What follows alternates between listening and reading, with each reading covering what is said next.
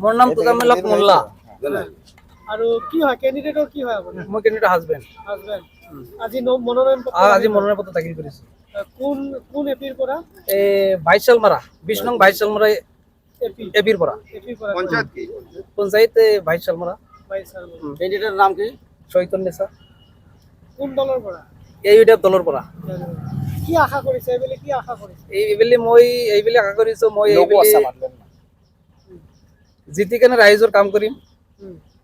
কি মূল সমস্যাটো কি আপোনাৰ মূল সমস্যা আমাৰ ৰাস্তা ঘাটৰ সমস্যা, যাতায়াতৰ সমস্যা, বহুত এইবিলাকৰ বহুত সমস্যা আছে। এইবোৰ সমাধান কৰিব আপনাৰ উদ্দেশ্য কি? মোৰ উদ্দেশ্য কাম কৰা, ৰাইজৰ কাম কৰাৰ উদ্দেশ্য। মোৰ উদ্দেশ্য কেনেকুৱা ধৰণৰ কাম কৰিব ৰাইজৰ? ভাল কাম কৰিম। ভাল কামৰ ভিতৰত কওক কেনেকুৱা ধৰণৰ ভাল কাম কৰিব? যেমন ৰাস্তা ঘাটৰ কাম কৰিম আৰু দুৰ্নীতি যিবিলাক দুৰ্নীতি এইবিলাক মুক্তি কৰিম। দুৰ্নীতি কেনেকুৱা ধৰণৰ দুৰ্নীতি আছে? এই কংগ্ৰেছে কিছুমান দুৰ্নীতি কৰি লুটি খাই পূৰ্বৰ যিবিলাক এই কাউন্সিলৰ আছে সেই লুটি খাইছিল।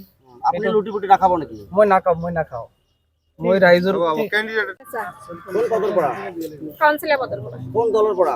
এডুপ দলৰ পৰা। আপোনাৰ জিপিৰ নামটো কি আছে? 20 নং 22 চালমাৰা আঞ্চলিক কি কাউন্সিল। কৰিব আপুনি জিতাৰ পিছত?